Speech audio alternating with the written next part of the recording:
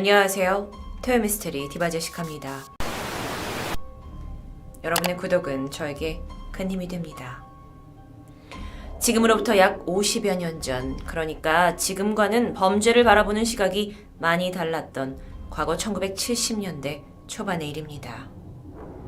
전라북도 남원 한 시골 마을에 김부남이라는 9살 소녀가 살고 있었는데요. 부유하진 않아도 화목한 가족과 함께 살면서 소박하게 성장하고 있던 아이였습니다.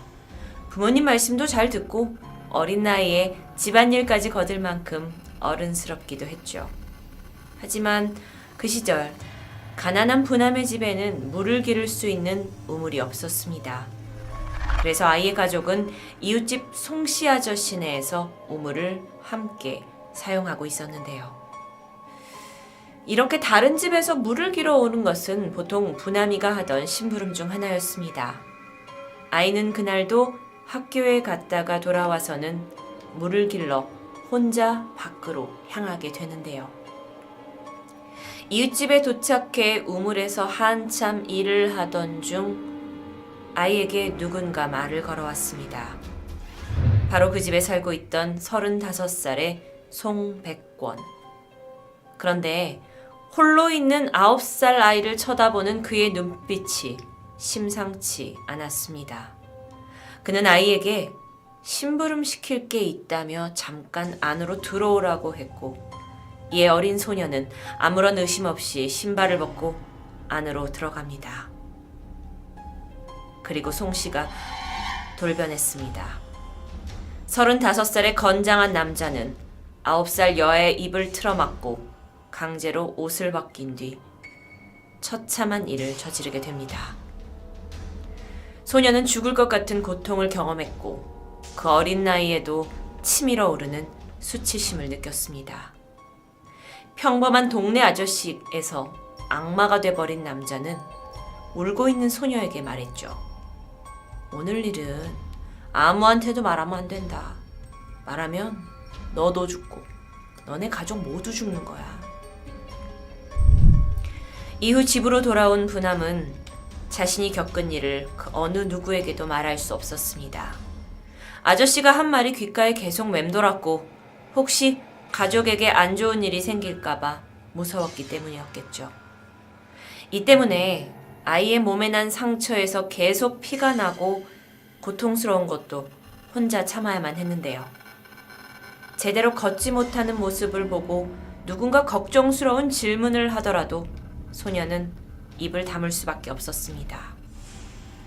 그렇게 며칠이 지나자 아래 상처는 아물었고 아이는 다시 예전처럼 자연스럽게 걸을 수 있게 됩니다. 주변 역시 이전과 크게 달라진 것이 없어 보이기도 했는데요. 사실 9살 난 부남은 자신이 어떤 일을 당했는지조차 정확히 파악하지 못하는 나이였습니다. 그녀는 모든 것이 괜찮을 줄 알았습니다. 하지만 아니었죠. 일상으로 돌아왔지만 그녀 안의 피해자 김부남은 계속 남아 있었습니다. 사건 이후 부남은 송씨의 집에 물을 기르러 가지 않겠다고 울며 불며 떼를 씁니다. 부모님이 왜 그러냐고 물어봐도 그저 가기 싫다는 말만 되풀이했고 이에 오히려 혼나기 일쑤였죠.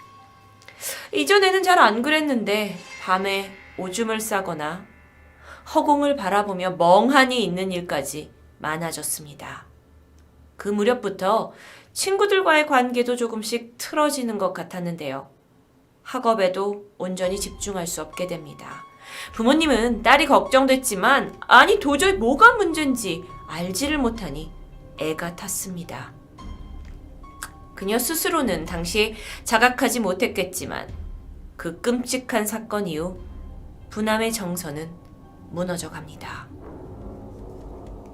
이후 시간이 지나 부남이 초등학교를 졸업하자마자 친척이 소개한 어느 부잣집의 가정부로 일하러 가게 되는데요. 사실 그 시절 가난한 집 딸들은 어린 나이에 일터로 나가는 그런 상황이 좀 허다했다고 합니다. 부남은 자신의 고향이었던 남원과는 멀리 떨어진 서울에 도착하게 됐고 낯선 타지, 처음 보는 사람의 집에서 허드렛 일을 해주며 살게 됩니다. 이곳에서 그녀는 홀로 사춘기를 맞이하게 되는데 TV를 보고 사람들을 만나고 일을 하면서 세상을 깨우쳐갑니다. 그리고 비로소야 몇 년 전 자신에게 일어난 끔찍한 일이 뭐였는지를 깨닫게 되죠. 가뜩이나 사춘기 나이에 혼자 먼 곳으로 와서 일을 하면서 심신이 쇠약해졌던 부남은 성폭행에 후유증까지 더해지면서 몸과 마음에 깊은 상처를 입게 됩니다. 많이 힘들고 외로웠던 그녀는 20살이 되던 해 타향살이를 끝내고 고향으로 돌아왔는데요. 부모님은 중매쟁이를 통해 돌아온 딸과 어울릴 만한 짝을 찾아줍니다. 그때만 해도 20대 초반에 결혼을 하는 것은 이상하지 않던 시절입니다. 그녀는 맞선을 보았고 한 남자와 결혼하게 됩니다. 부남은 이 결혼을 시작으로 남들처럼 평범하고 행복한 삶이 시작될 줄 알았죠.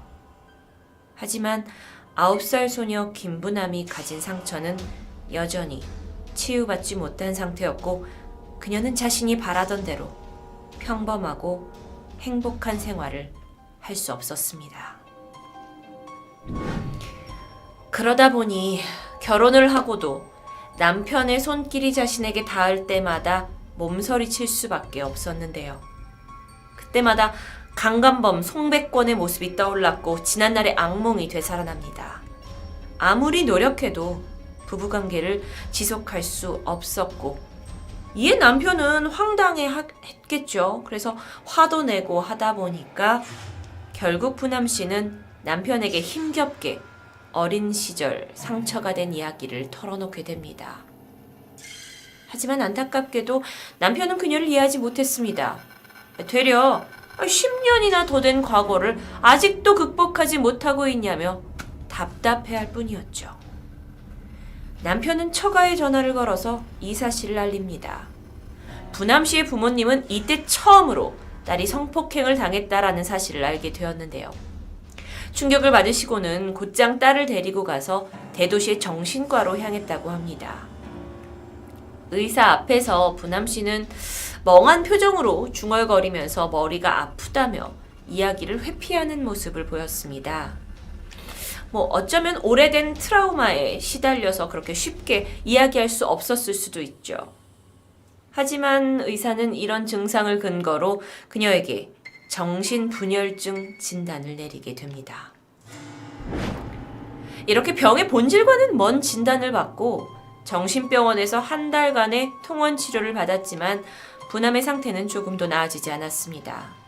집에 돌아와서 남편과의 육체적 관계도 개선되지 않았죠. 결국 남편은 그녀에게 이혼 서류를 내밀었고 그녀는 순순히 도장을 찍습니다. 혼자가 된 부남은 극심한 분노와 절망을 느끼는 가운데 정신과를 입원했다 퇴원했다 하는 것을 반복합니다. 그러다 한없이 초췌해진 그녀를 안쓰럽게 여겼던 친언니가 자신의 집으로 데려와 함께 살게 되었고 시간이 좀 더 흘러 부남은 다시 한 남자를 만나 재혼하게 됩니다. 다행히 두 번째로 만난 남편과 아이도 낳았고요. 이제야 상처를 잊고 행복하게 살 수 있을 거라는 희망도 보였습니다. 하지만 자신이 성폭행을 당했다는 상처는 절대 그리 쉽게 잊혀지지 않습니다. 부남 씨는 첫 번째 결혼 때와 마찬가지로 남편과의 관계에서 괴로워했고 이에 부부 사이의 갈등과 불화가 점점 깊어져 갑니다. 그러면서 부남 씨에게 발작 증세가 나타나기도 했고요. 그렇게 하루하루 힘들게 살아가던 부남 씨는 자신의 과거를 되돌아보기 시작했고 자신이 겪는 모든 고통과 문제의 원인이 9살 소녀 김부남이 당했던 그 성폭행으로부터 온 것임을 자각하게 됩니다. 몇십 년간 누르고 살았던 그 분노를 견디지 못한 채 부남 씨는 고향에 내려갔고 자신을 성폭행했던 송백권을 찾아가 소리를 지르며 분풀이를 합니다.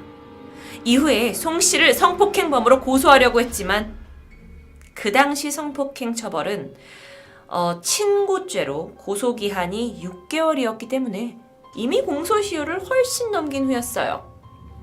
부남 씨는 범죄를 범죄라고 할 수도 없는 사회제도로부터 큰 무력감을 느끼게 됩니다. 그리고 아무리 노력해도 어떠한 법적 도움을 받을 수 없다라는 것을 깨닫자 그녀는 이를 악물게 되는데요. 부남 씨는 성폭행을 당한 지 20년이 지난 1981년 1월 30일 흉기를 들고 송 씨의 집을 찾았습니다. 자신을 망쳐버린 그 남자에게 복수를 하기 위해 이미 수차례 예행 연습까지 마친 뒤였습니다. 그녀는 송백권의 방 안으로 쳐 들어가서 손에 쥔 것을 휘둘렀고, 당시 송 씨는 중풍으로 인해 오른쪽 팔과 다리를 제대로 쓰지 못하는 상태였기 때문에 별다른 저항을 할 수 없었다고 전해집니다. 그녀는 송 씨의 하체와 중요 부위를 공격했습니다. 그는 고통의 비명을 질렀고 이 소리를 들은 이웃 주민들이 찾아와서 그녀를 말렸지만 그녀는 마지막까지 온 힘을 다해서 칼을 뺏기지 않으려고 했다고 합니다. 그렇게 얼마간의 실랑이 끝에 칼을 빼앗긴 김부남이 바라봤을 때 송백권은 이미 숨을 거둔 상태였습니다. 신고를 받고 출동한 경찰은 김부남을 살인죄로 현행에서 바로 체포합니다. 그녀가 저지른 것은 명백한 살인 범죄입니다. 하지만 이 사건을 계기로 우리 사회 아동 성폭력 문제가 처음으로 수면으로 드러나게 되는데요. 게다가 성폭행을 당했다고 어디 가서 쉽게 말하지도 못하는 피해자들, 그리고 그들을 전혀 지켜주지 못하고 있는 사회 구조와 부실한 법체계에 대한 문제가 불거지면서 여론도 들끓게 됩니다. 특히 그 당시엔 거의 처음으로 성폭력 피해자가 겪는 정신적, 신체적 후유증의 문제가 거론되면서 논란이 일기도 했는데요.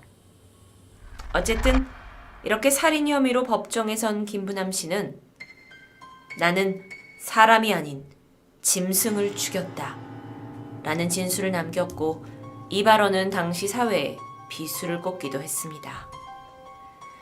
사람들은 과연 복수라는 이름으로 살인을 저지른 그녀에게 어떤 처벌이 내려질지 주목했는데 1991년 8월 26일 1심 법원은 피고인 김부남에게 징역 2년 6개월을 선고했고 집행을 3년간 유예하면서 1년간 치료 감호할 것을 명령했습니다. 이것은 김부남이 가진 9살 때 강간 피해 경험이 적절히 치유되지 못했고 이후에 그녀가 정상적인 생활을 하지 못하면서 그 범행 당시에 억제할 수 없는 충동에 의해 장애를 보인 것이라고 판단한 결과였는데요. 즉 심신미약 상태가 인정된 결과이기도 합니다. 하지만 한편에서는 김부남은 무죄여야 한다라는 목소리가 퍼지기 시작했습니다.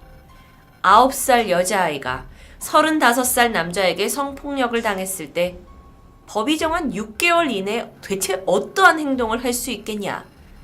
그녀의 범행은 21년 동안 지속된 강간 피해에 대한 정당방위라는 주장이었습니다. 이러면서 이 형을 집행받은 것에 대해서 항소가 진행되기도 했지만 같은 해 12월 항소는 기각되었고 추후의 상고도 기각되면서 원심 판결은 그대로 인정됩니다. 이 사건은 성폭력과 관련한 법률 제정에 직접적인 영향을 주었고 이후 김부남 씨는 약 1년 7개월간 치료 감호를 받은 뒤 1993년 5월 석방됩니다. 아마 지금도 어딘가에서 살고 있을 그녀. 그녀는 지금은 그때의 상처를 잘 극복했을까요? 그리고 이 사건으로 우리 모두 다시 한번 생각해 봅니다. 1970년대 9살 소녀 김부남이 느꼈을 공포를 2019년 혹여 내 주위의 또 다른 누군가가 느끼고 있지는 않은지요. 토요미스테리 디바제시카였습니다.